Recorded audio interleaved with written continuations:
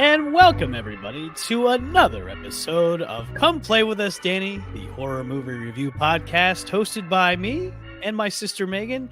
Megan, I can actually say it today without stuttering like I did yesterday for our episode. That's Can you believe it? fantastic. That's Can you fantastic. believe it?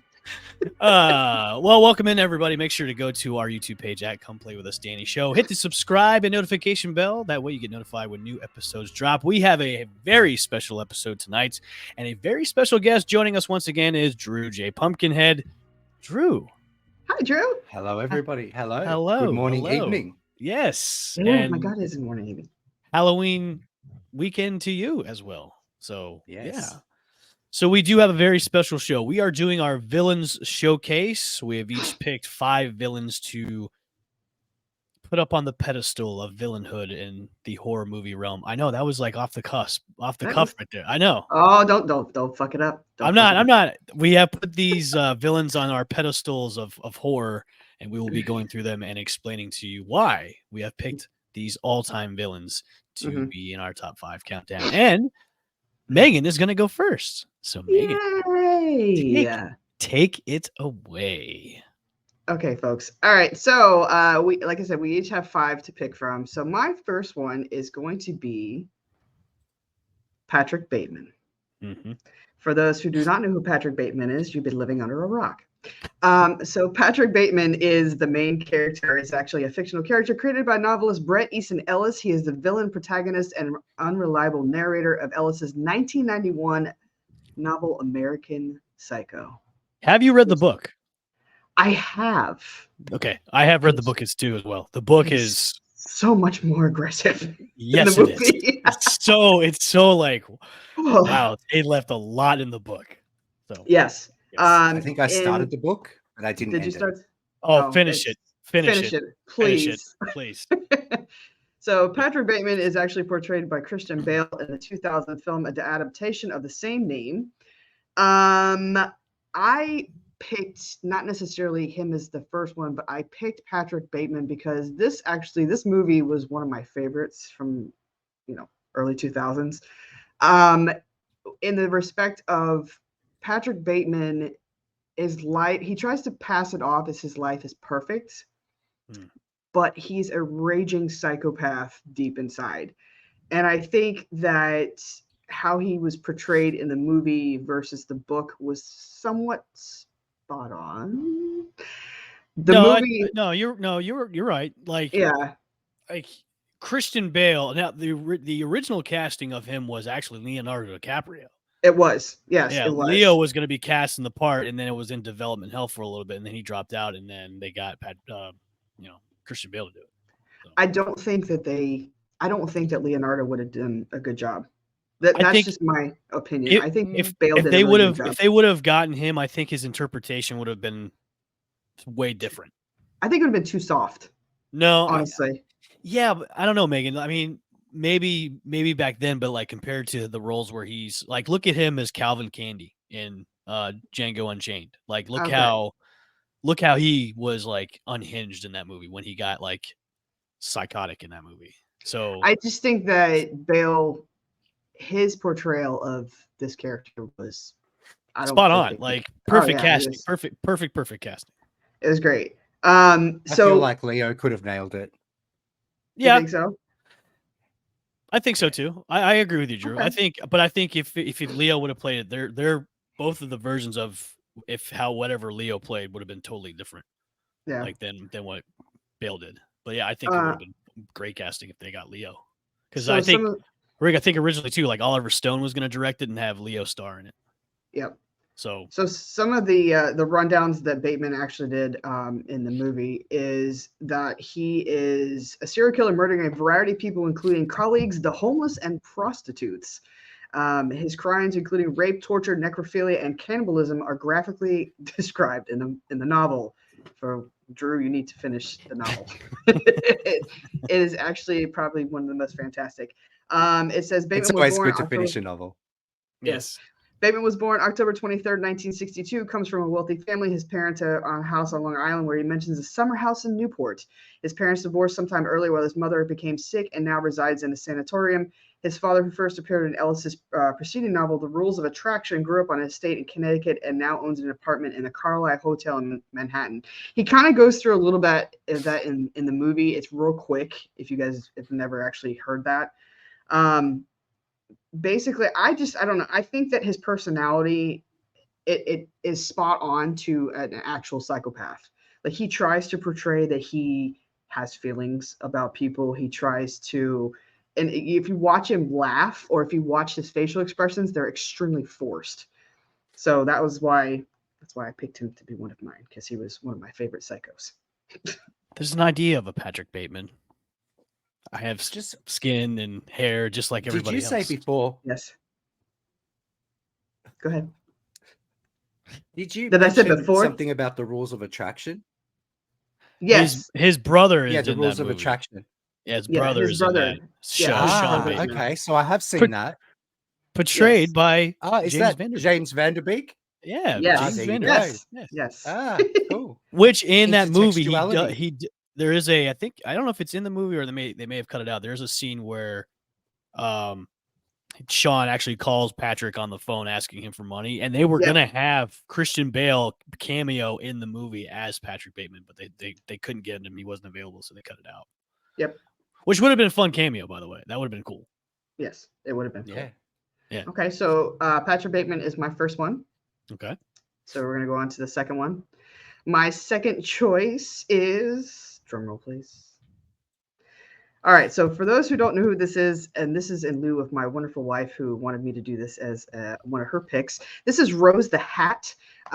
She is a character created by American writer Stephen King. She is one of the main characters in the 2013 novel Dr. Sleep and the 2019 film of the same name, for those who have not seen it.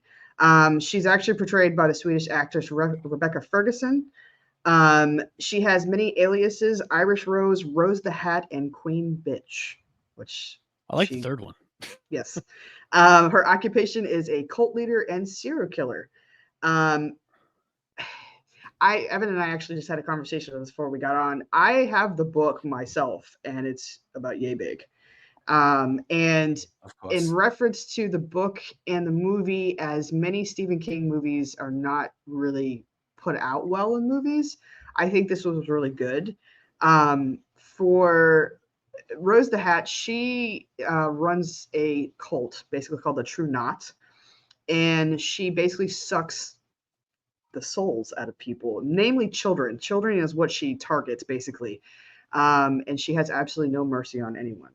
So she's very methodical. She doesn't really give a shit about you or anybody else or your feelings. She just cares about her and her family that she runs. So that's why she was one of the picks. I told Megan that Drew, I told this, I started to watch Dr. Sleep and I just couldn't get into it. I fell asleep, I think mainly because I was too stoned. I was going to say, tell him the truth why you fell asleep. I did tell him the truth.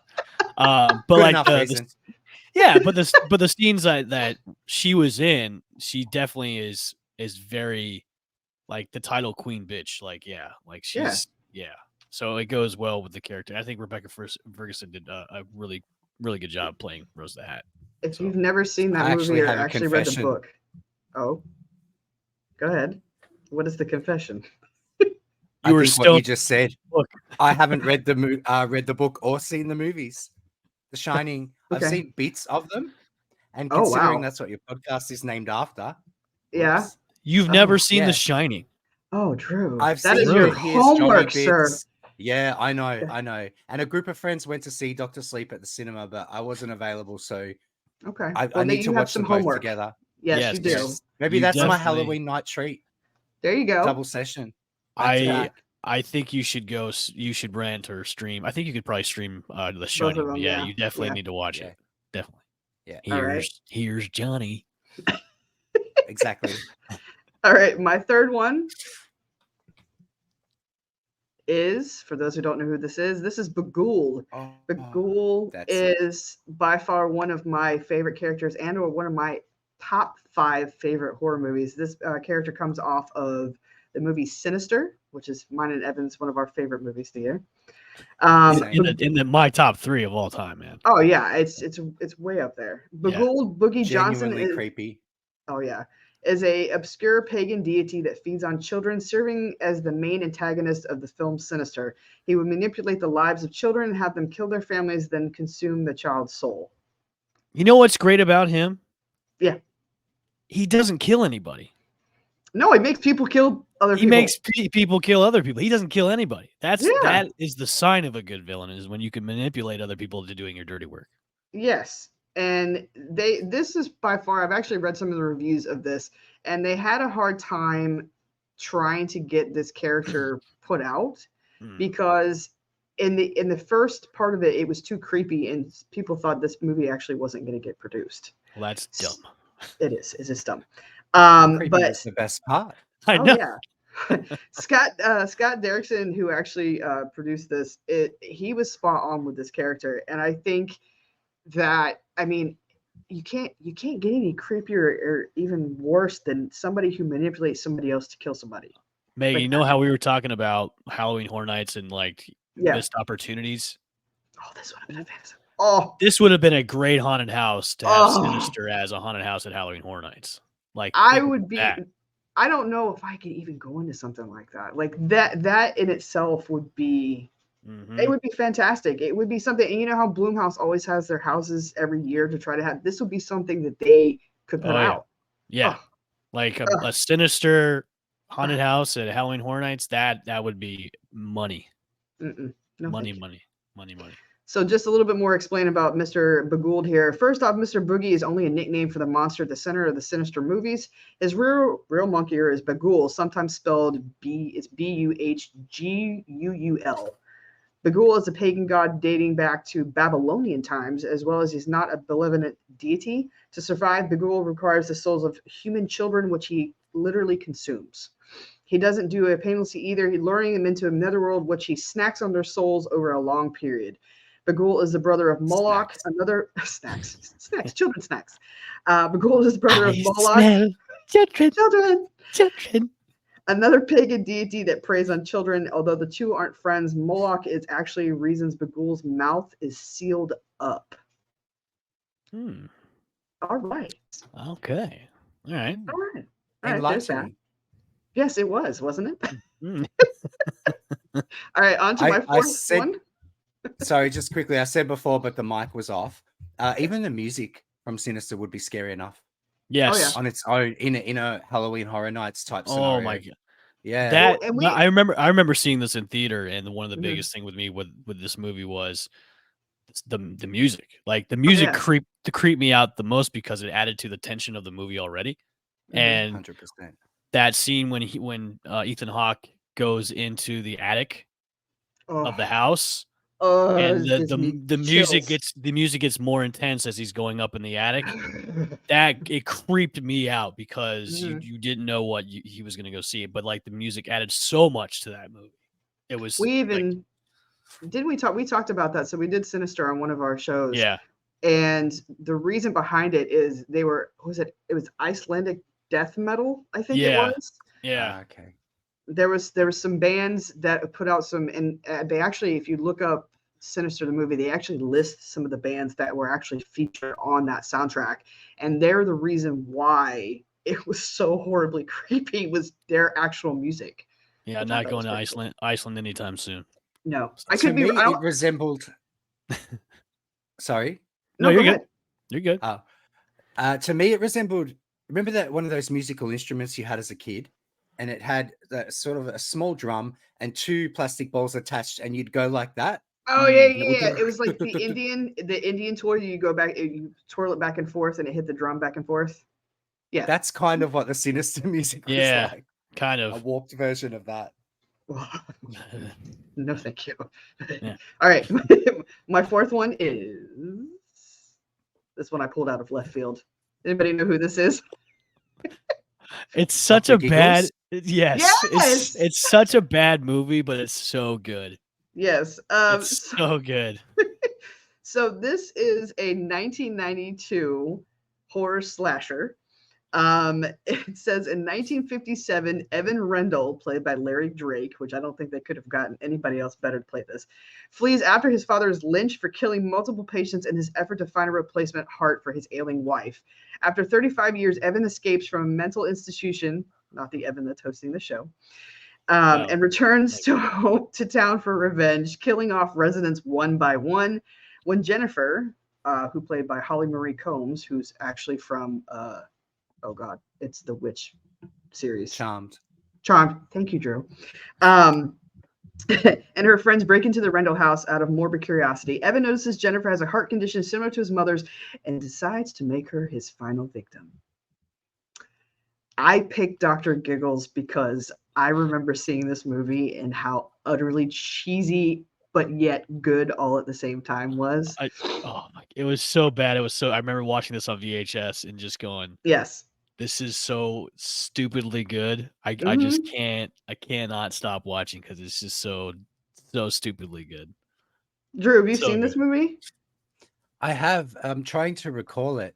I watched it quite recently, but I can't really remember it. I think I'm getting it mixed up with Leprechaun.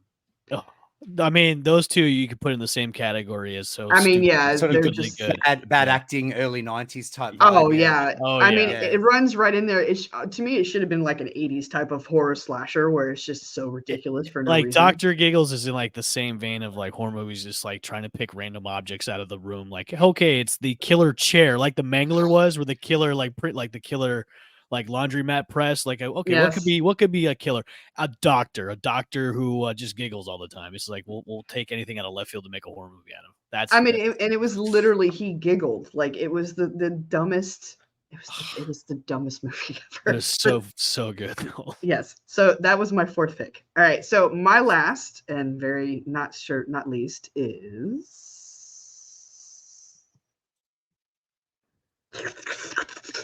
Hannibal Lecter. Hello, Clarice. Hello, Clarice. Had the lambs stop screaming? Hello. All right, for those who have no idea who this man is, again, you need yourself checked, and you should not be watching horror movies.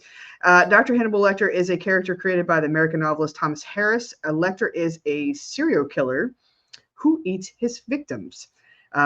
Before his capture, he was a respected forensic psychiatrist. After his incarceration, he's consulted by FBI agents Will Graham and Clarice Starling to help them find other serial killers. I absolutely love this character, and he is one of my top. Again, I am a big fan of somebody that can pretty much try to hold his life together, but fucks everybody else up at the same time. How did you feel about Brian Cox's portrayal in when they did Manhunter? No. You didn't like it?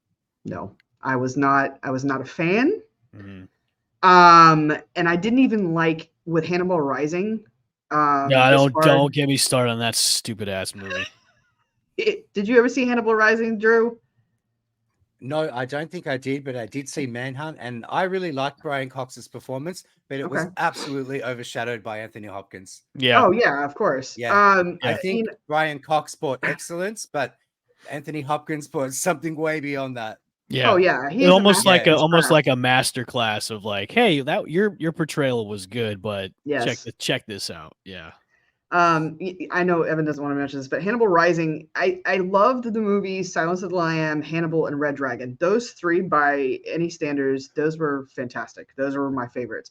When they did Hannibal Rising with Gaspar Ulliel, who's actually passed away now, it just fell short. Like, I understand. Fell short. It was just like, we don't need to know this. We don't need to know. It fell in a hole. How about that? It's just one of those unnecessary prequels that you're taking a beloved character and then you're treating us with his backstory and you're not doing it well. And it's just like there's some characters that don't need it. Yeah. Exactly. It just shits on the character where you've had three. I mean, obviously with Silence of the Lambs, he won an Oscar for the film and the portrayal of Hannibal Lecter. But like with Hannibal and then Red Dragon, it's like you have three good portrayals of that character. Why just shit on it with a stupid prequel? Yeah, and I agree. I mean, there's David Gordon Green. Yes, yeah. Touche, Drew. Yes. No, that's fine. No. We all feel the same. So just a little bit of backstory. The nicknames for Hannibal is Hannibal the Cannibal and the Chesapeake Ripper. Lecter first appeared in a small role as a villain in Harris's 1981 thriller novel Red Dragon, which is adapted to the film Manhunter in 1986 with Brian Cox, blah, blah, blah. Like I said, he just by all means, and I think for me, Anthony Hopkins was the perfect person to play this role. I do not think that they could have gotten anybody else to do this. I think it would have been ruined. And I think that he's just a brilliant actor to begin with. He just, even this picture right here on the screen, the intensity the man has. Hello, Senator. Love the suit. I love that comment. Love the suit. That was like one of the best comments ever. But yes, tell me, Senator, were your nipples still hurt when they put Catherine on the slab? Love the suit. He is by far one of the best. So that is my last villain, and that is why I chose him. What's great about that too is he had so little screen time too. Like he wasn't in the movie much, but he won best actor for that because of his portrayal. It's just because you were drawn to him more than anything else. Oh that yeah, was the good thing. Yeah, 100%. Okay, that was mine. Drew, you're up. All right. Starting with number 5, I had Pennywise. Oh, hiya, Georgie. Hey, Georgie. I did not have a certain choice between Bill Skarsgård or Tim Curry. I think they both brought something a bit different, but both excellent in their own rights. And because it scared the absolute crap out of me as a small child, that's Tim Curry's performance. Okay. I just think, and Stephen King, just a fantastic villain all around. Okay. Yeah. Beep, beep, Richie. Beep, beep. I liked the dichotomy that Skarsgård brought. He was almost cute. Okay. And Tim Curry wasn't cute at all. He was just straight up terror. But Bill Skarsgård was cute and then bit children's arms off, I really liked that. It was a good juxtaposition. I think what did it for me for that portrayal, what Skarsgård did was the beginning of the movie where, he's all that cute and innocent, and then all of a sudden he starts to like that little growl he did where he's like, then you go, okay. But then he just turns menacing. Yeah, I got your boat, Georgie.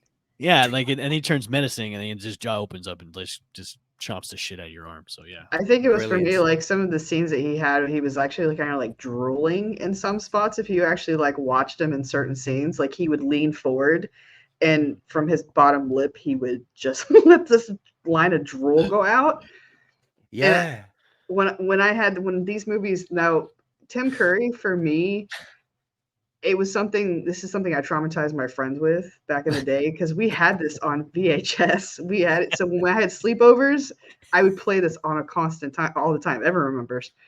And Tim Curry's performance, I think there's really no comparison. They both had great performances with both of these. Mm-hmm. So I agree. I think so too with Tim Curry's performance was almost like vaudevillian. The way he portrayed Pennywise in the movie too, because it was more of the style back then too. Yeah, and the way he portrayed him was more like coming off that the clown.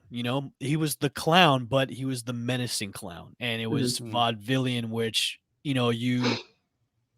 for people that have a phobia with clowns, it'll terrify the shit out of you. But with Skarsgård, it was more or less, he's playing an absolute evil like creature itself. He's not playing you didn't know at first what Pennywise was with Tim Curry. You didn't know if he was like, oh, you thought it was just a killer clown, and then all of a sudden you found out he's just some sort of creature. But with Skarsgård, firsthand he is a creature because of the way they, in the first scene of the movie. So he played more of like an entity. Instead of just like an actual like killer clown. Yeah, like the clown is like his mask and his shell, and underneath it is just this terrifying monster that just eats children. Yeah, what is he? He's the embodiment of fear, basically. Yes. Of the individual's fear. Yeah. Yes, most definitely. With the vaudevillian, exactly. I feel like maybe that was how Tim Curry was taught to act. Yeah, because that was very prominent in the golden age of Hollywood. Joan Crawford, Bette Davis. Mm-hmm. Yeah. Okay. How old's Tim Curry now? He's probably Oh God, he's almost 80. I think he's in his 80s. Is he still alive? Yeah. He's still alive, but he's in rough shape. He's had a stroke and everything like that. He's doing really well to keep on working. Good on him. That's good. Oh yeah. Yeah. The original voice, of the Joker in the Batman the Animated Series. Yeah, that's true. He's supposed to be. So okay. All right. So at number 4, I had Samara from The Ring. Creepy little fucking girl. Yes. So I recall seeing this at the cinema when I was probably in my late teens, and I was in the back corner, and I had to touch the curtain to make sure there was nothing behind it. So that's how I chose my villains, on how they affected me. Okay. Yeah. That's not wrong with that. That's I want to tell you a story about this movie. So I saw it in the theaters with a couple of friends, and then I got home and I was sitting on How old were you? I was in college, I think. I was maybe my freshman or sophomore year in college. And I got home, sat on mom and dad's couch and started watching TV. Oh, God. TV turned off by itself. This is a true story. The TV turned off by itself, and then my phone rang. I'm dead serious. And this happened right after I saw The Ring in the theaters, and I'm like, what is going on? Like, the TV just turned off, my phone rang. I'm like, am I gonna die in 7 days? Oh God. I also have a confession. I did it to my aunt. So when it came out on video, I recommended she watch it, and she was finishing watching it in the morning, and I had woken up and heard, and so I actually called her and said 7 days. That's hilarious. But, I couldn't leave it for too long, so I had to go out and tell her, but she crapped herself. That's awesome. She was not happy with me. Awesome. I feel like with the sequels and prequels, they kind of ruined it. Yeah. And yeah. Well, I Samara in any of the versions, really, the original or the Naomi Watts version. Yeah. But I sort of think that as the deeper they got into the story, they just twisted it too much. Again, like The Ring 2, like you're trying to do this whole backstory and explanation. It's like, no, you don't need to. And the bad CGI deer in the second one was so dumb. Oh, that was horrible. Yeah, so dumb. All right. Okay, at number 3. Very nice. Come to Freddy. I mean, you know. Come on. How could the man who gets you in your dreams, and then brings a bit of camp along the way as well. See, these sequels, they were all very cheesy, but for some reason it worked. It's like Mick Taylor in Wolf Creek. The combination of violence works with the comedy, and I think as Freddy, the more films they made, the worse they got in quality. But the more he upped his camp game. Yes. Yeah. The original was brilliant. And I actually loved it as a child. And I don't even recall being scared from it. I just loved it. No. I remember seeing the first one and being scared. But then after the sequels came out, I was just like, all right, well, he's kind of more of like a clown now. And he's not and the kills were so over the top. They were just like comical. But like, I think they would try to bring him back to the menacing character he was from the first one when they did New Nightmare.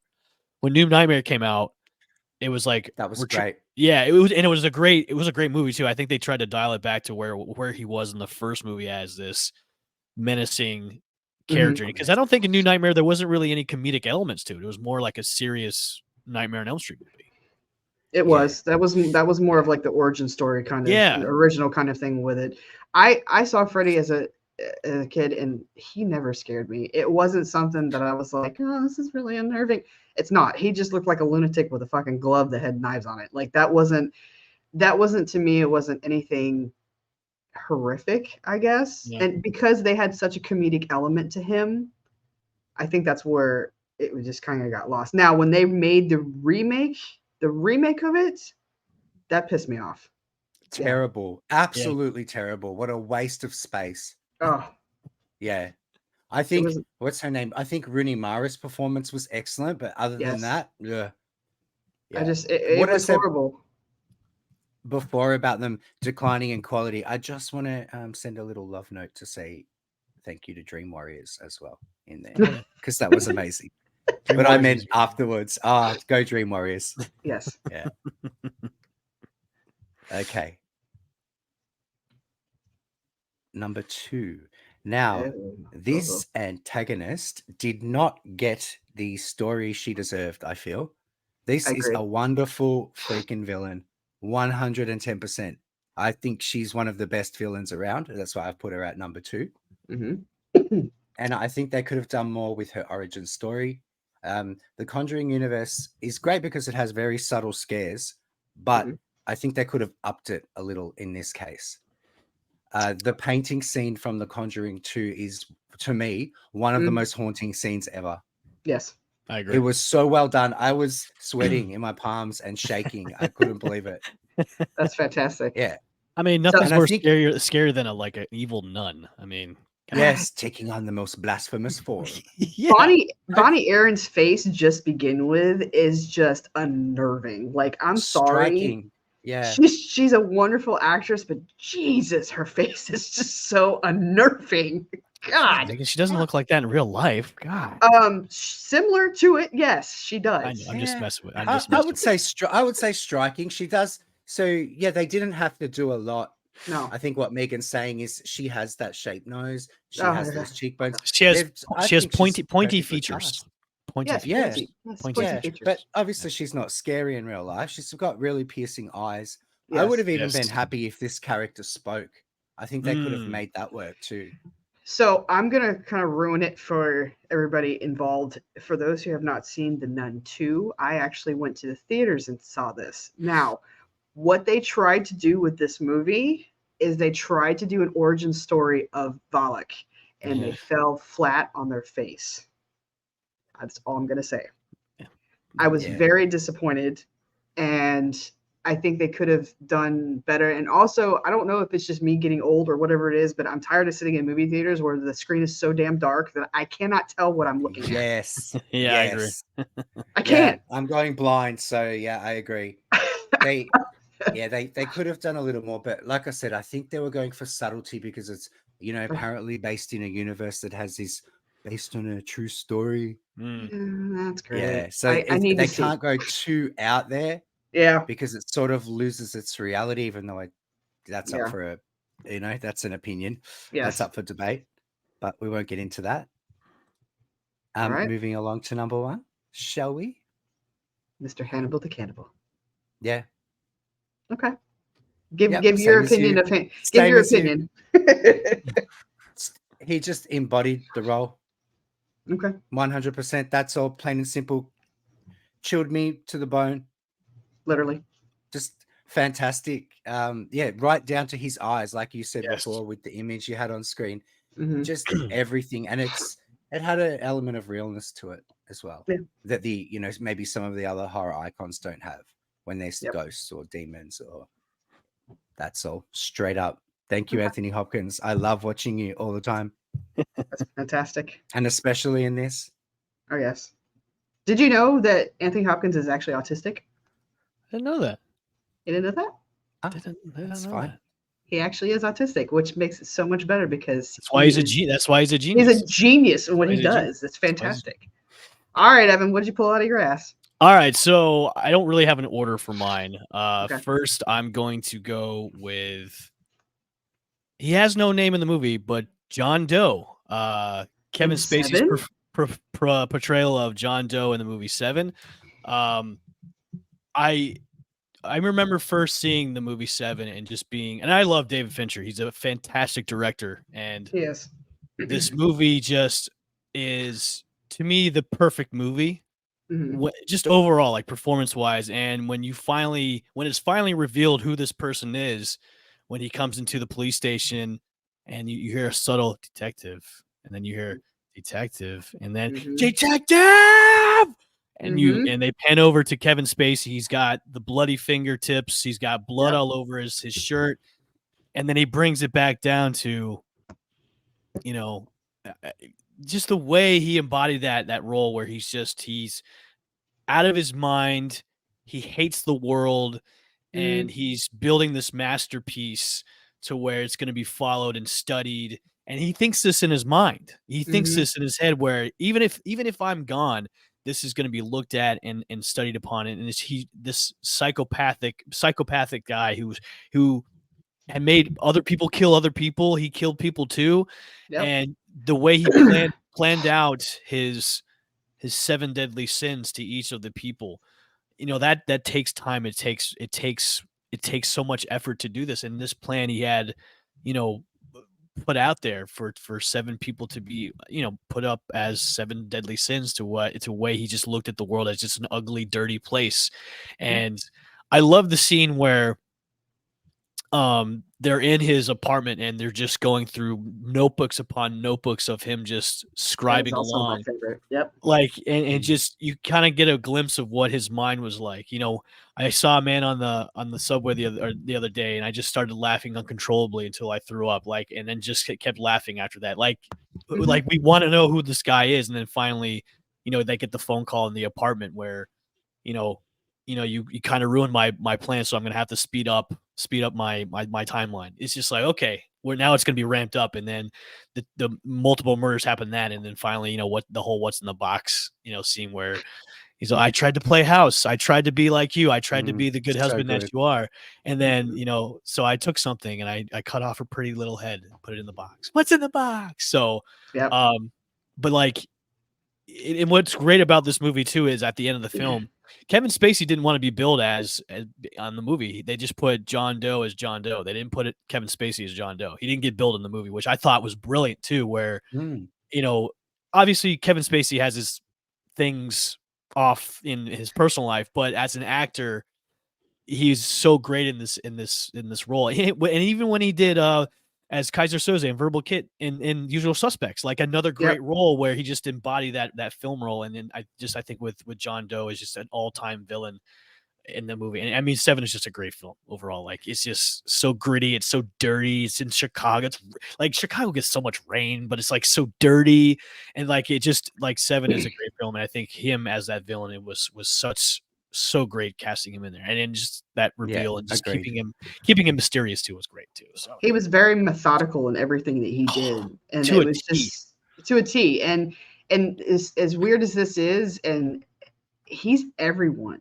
He is everyone that you stand next to on a public transit. He's everyone that you go to and see a theme park. He's everyone that you bump into every single day. Right.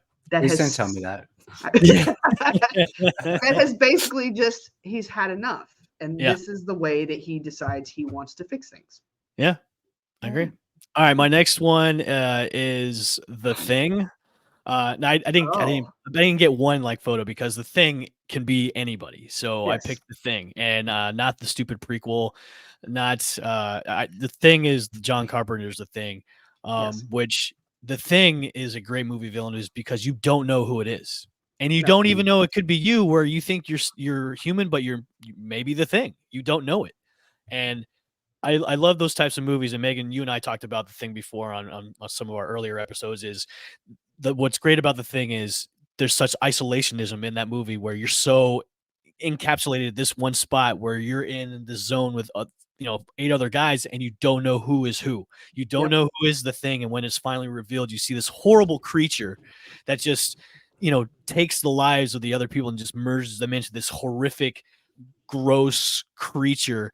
And what I think, to me, when it comes to aliens and sci-fi horror is, it could be something that pricks you on a finger, but it could be something just gets underneath your skin and it just grows inside you. And that's what The Thing is, man. It's, you don't know. It could be Megan. It could be you, Drew. It could be you. It could be all 3 of us. Could be The Thing right now. It's definitely me. CGI in that movie either. There's no CGI. No, all practical effects. Yeah, practical effects. It was it was beautiful. Yes, a beautiful. Like, I just, when I first saw that movie on TV, I was just like in awe of that movie because it was just so great. And at the end, we still don't know who The Thing is. Is it Kurt Russell? Is it Keith David? I think it's Keith David, by the way. I think it's Kurt Russell. I think it's Keith David. So anyways, that can be another discussion. My next movie villain is the Deadites from the Evil Dead series, from the original trilogy to now the requels that we have out, Evil Dead and Evil Dead Rises. The Deadites are just everyone maniacal, vicious, gross. They just want your soul, and they will do anything it takes to take your soul and take everybody with them. And what I actually did I did a kind of like a count back. I actually watched Army of Darkness first, and then saw Evil Dead 1 and Evil Dead Part 2 after Army of Darkness. And then when the requels came out, Evil Dead and Evil Dead Rises, it just anteed up like the gore and just and I love the Deadites because they're so vicious and so they will do anything and anything to just rip your soul out, and that they're unstoppable pretty much. You can't stop the Deadites.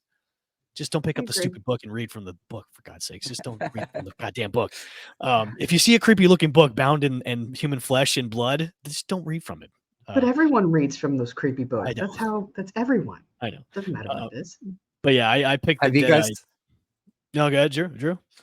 Have you guys seen that meme? It's that, I think it's from Django Unchained. It's Leonardo DiCaprio's face, and he's doing that sort of sheepish grin. And then I've seen it. You know, the book libraries where people exchange books, and it's got him doing that face holding the Evil Dead book. And it says, when you want to introduce your neighbors to some good reading or something like that. It's great. Yeah. All right. Now, my next pick is, I don't know if you two may have seen this movie. It is the character May. From the movie. Love that movie. From the movie May. I love that movie. May her own Sally doll. Yes. May, May is portrayed by Angela Bettis. She's like an awkward teenage girl. She's got this weird like eye. She's got a lazy eye, and people make fun of her for it. And then she falls in love with this guy who's like really nice to her, but he rebuffs her, and then she just decides, well, I'm just gonna kill a bunch of people and then sew up my own. I'm gonna make my own. I'm gonna make my own man doll. And obviously, at the end of the film, when she's lying with her man doll, like the man doll actually comes to life, which was kind of creepy too. But I remember watching May on HBO back in the day, and it really embodied that late 90s, early 2000s era of horror, where it's like it's an indie horror film, which a lot of people don't really know about May, but it was really cool because it embodied that. You know how those teen comedies came out in the early 2000s, like they were just kind of like cookie cutter horror movies. This almost was kind of like a middle finger to those movies, where May was kind of filmed like that, but it was just this weird, awkward horror film where this girl who's so awkward just decides to go crazy and kill a bunch of people and make her own man doll. And I thought May was brilliant, and the actress that plays her, Angela Bettis, did a fantastic job as May. And she did I think she's been in a few other horror movies, but May is like, she does it so well. She's just so awkward, but then she'll just slice up your Achilles and just slice you up and make you a man doll. So if you haven't seen May, I saw this when it first came out. Yeah, I loved it. Yeah, I've seen May. I loved it too. Yeah, I didn't know it was an independent film. It seemed like one of those studio teen films that were coming out at the time. And that's what it was. It was distributed by Lionsgate. So Lionsgate back then was still kind of like the indie distributor. But like that's what I thought too when I first started watching May. I was like, oh, that's one of these rom-coms. And then it's just like, this is not a rom-com at all. This is not a rom-com at all. And then it was just I thought it was a brilliant, beautiful film too. Yes, just the way it was at the end. She's just like making out with her man doll, and the man doll's like, with his embalmed hand. So my last one is, well, I'll have to, when I put this up. So my last one is the Elite Hunting Club. I know Hostel Part 1 and Hostel Part 2. There are no one singular people in this club. There are these people are around the world, and Megan, like you said, they could be the person standing in line next to you. They could be the person that you bump into in a crowd that, hey, you know what? I'm going to pay top dollar to murder you in the most horrific types of ways. And I just watching Hostel Part 1 and I think Hostel Part 2 does have its moments, but when you kind of find out the origins of how this club is and the inner workings of this club is, it's like, God, there could be an actual club like this out there in real life, because there's people that have tons of money that just get bored and they want to find weird stuff to do. And what I thought was what Eli Roth did with the Elite Hunting Club was it could be anybody. It could be it could be your best friend. It could be your next door neighbor. And I love that about some horror movies is sometimes you just don't know who it is. Yep. You know what I mean? Yep. And I loved Hostel Part 1 and 2, and that's why I picked the Elite Hunting Club. And it's a pretty cool tattoo, by the way. Well, these type of movies, it's never the one protagonist. It's always multiple of them. There may be a main character in the movie, but as far as like the actual villain, there's multiple people, which makes it fantastic. Right. And I think what's cool about the Elite Hunting Club is, listen, if you outbid somebody, then you can kill them. You can go kill them because they try to bid on you. Like if you outbid them, like they don't care. They just want your money. They want to take your money. And if you're a member of the club and you outbid them, sure, you go kill them. They outbid you, but now you outbid them, so go kill them. So I just the Elite Hunting Club. Don't mess with the club, bruh. So that was a good pick. I like that one. Thank you. I told you I had a few that I needed to go back and redo because I was like, man, I love May. I love the film, and then of course the Elite Hunting Club was one of my choices I wanted to put in there. So fantastic. So yeah, fantastic. Well, I rearranged my list a few times before I sent it through to you.